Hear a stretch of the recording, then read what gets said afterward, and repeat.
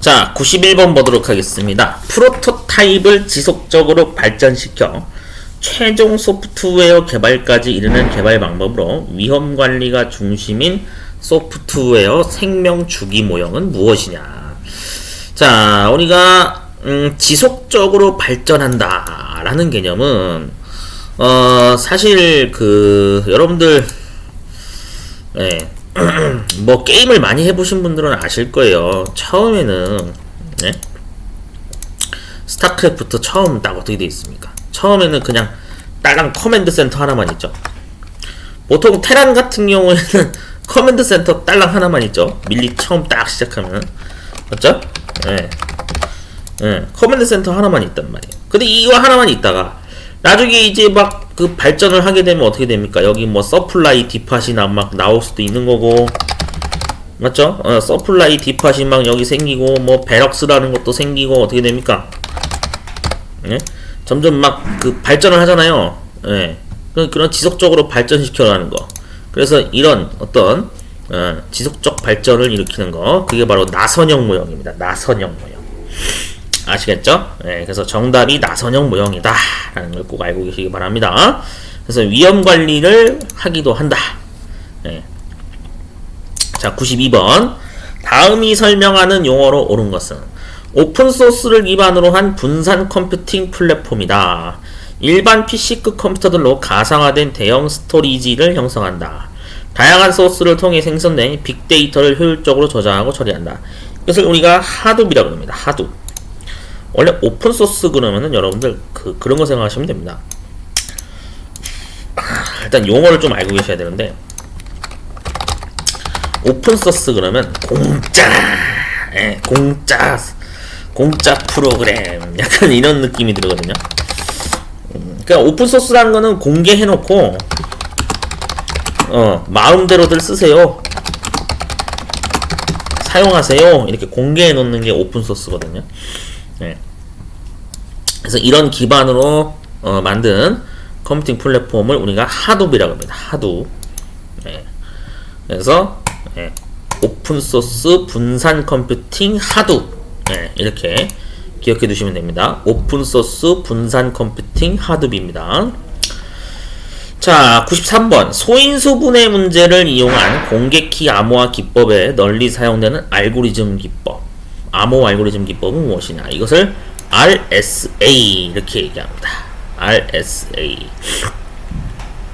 공개키 암호화 기법.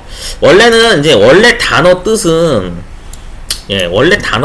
여러분들 검색해 보시면 아시겠지만 있어요. 여기 제가 좀 알려드릴게요. 자, 볼게요. 원래 RSA 해서 암호화 기법이라고 하면은 여기에 영어 스펠링 풀네임이 적혀 있거든요. 영어 스펠링 풀네임이 적혀 있어요. 원래 RSA 해가지고 이게 찾아보면 있는데, RSA 얘를 한번 찾아볼까요? RSA 암호화. 자, 그래서 RSA 그러니까 여기 이게 저 풀네임까지는 적혀 있진 않네요. 그러면 이거는 제가 그냥 만든 건데, 여러분 제가 그냥 만든 단어를 급조한 단어를 가지고 공부하셔도 될 것 같아요. 저는 만약에 시험 문제 이거 나오면 이렇게 기억할 것 같습니다. 어떻게 하냐면 일단은 공개잖아요. 공개키. 공개니까 리퍼블릭.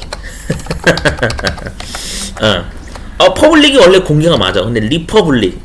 그러면 약간 좀 공개한다 뭐 이런 뜻으로 쓰이지 않습니까? 이런 맥락으로 가자고요. 자, 그 다음에 또 뭔가요? 암호화죠. 암호화. 그러니까 뭐 시큐리티. 그냥 만드는 거예요. 이거 보안 관련된 단어니까. 공개키 암호화. 리퍼블릭 시큐리티. 자, 그 다음에 또 뭐예요? 이제 알고리즘이죠. 알고리즘. 그러면 ALGO RITHM 뭐 이런 식으로 가겠죠. 이런 식으로 맥락을 좀 이어가서, 물론 이게 정석은 아닐 수 있어요. 근데 이렇게라도 공부를 하시는 게 중요하겠죠. 그래서 RSA입니다. 됐죠? 소인수 분해를 한다. RSA가 정답입니다. 자, 94번. LOC 기법에 의해서 예측된 총 라인수가 5만 라인, 그다음 프로그래머의 월 평균 생산성이 200라인, 개발에 참여할 프로그래머가 10명일 때 개발 수요 기간은 얼만큼이냐. 이거는 실제 그 실기에서도 언급이 됐던 문제 중에 하나죠. 네, 실기에서도 얼마든지 나올 수 있는 유형이기 때문에 알고 계셔야 되는데, 여기 계산식 나와 있죠. 예측 총 라인 수에서 월 평균 생산성을 나눈 다음에 프로그래머 수만큼 나눈다. 나눗셈 계산을 이 순서대로 하면 돼요. 그러면 5만 나누기 200 나누기 10을 해서 25개월이 나오겠죠. 자, 다음 95번입니다. 최대 홉 카운트.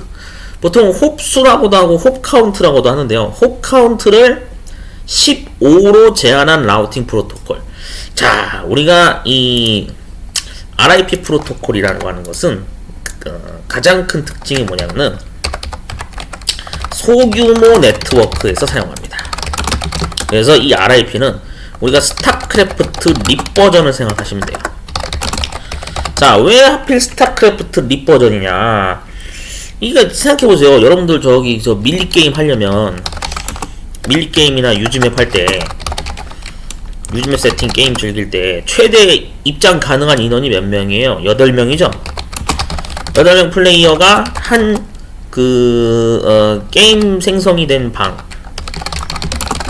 배틀넷 공간에서, 배틀넷 공간 자체는 넓어요. 한 게임 생성된 방에 집합해서 플레이가 이루어지죠. 맞죠? 이런 구조로 가는 거잖아요. 그러니까 되게 소규모 네트워크 그룹으로 가는 거예요. 그러니까 이게 RIP 프로토콜입니다. 원래 스타크래프트 립 버전은 말 그대로 그 예전 초창기에는 이제 CD를 넣었어야 됐지만 지금은 CD를 안 넣죠. 누가 CD를 사용합니까? 그냥 CD 없이도 게임 되죠. 디지털 버전으로 다 되니까요. 그러니까 이게 바로 립 버전, 그래서 RIP 프로토콜이 정답이 되는 겁니다. 꼭 알고 계셔야 돼요. 이거 실기에서도 나와요. 자, 96번. 컴퓨터 사용자의 키보드 움직임을 탐지해 아이디, 패스워드 등의 개인의 중요한 정보를 몰래 빼가는 해킹 공격. 자, 키로거 어택. 말 그대로 키의 이 정보 기록, 로그가 정보 기록이라는 얘기예요. 과거 기록을 이용해서 공격을 한다. 네, 그러니까 이 말뜻 그대로 가는 거겠죠. 그래서 키로그 어택이 정답입니다. 97번. 테일러링 개발 방법론의 내부 기준에 해당하지 않는 것은. 자, 테일러링은 납기 비용을 따집니다. 이 납기를 맞춰야 되는 거죠. 비용도 따지고, 그 다음에 기술 환경도 중요하고요. 구성원 능력도 중요합니다. 이 세 가지를 본다요. 자, 그래서 해당하지 않는 건 국제 표준 품질 기준은 따지지 않습니다. 여기 테일러링 여기 설명 나와 있죠? 좀 참고해서 읽어보세요. 자, 98번. 폭포수 모형의 특징으로 거리가 먼 거. 자, 우리가 그 왜 폭포수 물 모양 아시죠? 폭포수 모형. 그래서 얘의 특징을 보면은 순차적인 접근 방법을 사용하고 단계적 정의와 산출물이 명확해야 되고요. 모형의 적용 경험과 성공 사례가 많아야 됩니다. 그래서 얘는 그 이제 그 개발 중에 발생한 요구 사항을 쉽게 반영할 수가 없어요. 왜냐면 여러분 생각해 보세요. 자, 뭐 그런 속담 있지 않습니까? 우리 한 번 쏟아진 물을 다시 주워 담을 수 없다. 이 논리랑 똑같아요. 이 폭포수 모형이라는 거는 물을 한번 쭉 뿌리잖아요. 물을 한번 쭉 뿌려요. 그러니까 화살표 모양대로 하면은 이렇게 가는 거지. 이렇게 쭉 물을 한번 쭉 이렇게 뿌려요. 자, 물을 쭉 부으면은 얘 다시 주워 담을 수 있어요? 못 담아요. 그러니까 진행을 하는 중에 뭔가 변경사항이 있으면은 반영할 수가 없어요. 불가능해요. 그게 바로 폭포수 모형입니다. 아시겠죠? 자, 99번. 다음 설명의 정보보안 침해 공격 관련 용어는 인터넷 사용자의 컴퓨터에 침입해 내부 문서 파일 등을 암호화해서 사용자가 열지 못하게 하는 공격으로 암호 해독용 프로그램의 전달을 조건으로 사용자에게 돈을 요구하기도 한다. 그러니까 한마디로 우리 왜 그런 일 있었잖아요. 비트코인 막 강제로 요구하죠. 비트코인 요구하는 거예요. 비트코인 요구하며 파일 강제 암호화 시키는 거. 바이러스. 이게 뭐예요? 랜섬웨어. 네. 그래서 이 랜섬웨어 공격을 당하면은 파일이 안 열리죠. 네, 확장자도 막 이상한 걸로 바뀌고 그럽니다. 그래서 네, 경고창 같은 게 막 모니터 화면에 떠요. 비트코인을 나한테 주면 내가 이거 암호화 다시 이거 해제시킬게. 막 이런 식으로 협박을 하는 거죠. 네, 이게 바로 랜섬웨어입니다. 랜섬웨어. 꼭 알고 계셔야 됩니다. 이거 당하신 분들이 실제로 굉장히 억울해 하시는 분들이 많았어요. 자, 100번. 시스템 내의 정보는 오직 인가된 사용자만 수정할 수 있는 보안 요소. 이게 바로 무결성입니다. 무결성. 자, 무결성 개념 알고 계셔야 돼요. 무결성. 결함이 없어야 한다. 직역을 하면 이렇게 되거든요. 이게 뭔 소리냐면은, 예를 들어서 여러분들이 군부대 생각하시면 돼요. 자, 예를 들어서 자, 국가정보원. 여러분 국가정보원 뭐 청사 내에 국가정보원 그 관련된 직원이 가진 출입증 소지자가 아닌 이상 여 안에 출입이 돼요? 정보기관 청사에 출입이 가능합니까? 불가능하죠. 맞죠? 정확히 그 국가정보원에는 직원 명단을 가지고 있는 데이터베이스가 있을 거 아닙니까? 그러면은 그 명단에 만약에 아닌 외부인이 출입을 하려면 어떻게 해야 돼요? 뭔가 먼저 사전에 뭐 공문서 처리를 해가지고 출입 보안 조치나 이런 거 막 사전 행정 처리를 해야지만 안내요원 배치에 따라서 지정된 장소로 뭔가 청사 안에 진입을 하거나 그런 식으로 합법적으로 가야지. 출입증도 가지고 있지 않은 사람이 민간인이 군부대나 뭐 이런 국가정보원 시설에 출입할 수 있습니까? 안 되죠. 네. 불가능한 얘기죠. 그래서 결함이 없어야 된다 이 뜻입니다. 아시겠죠? 네, 그런 거 생각하시면 돼요.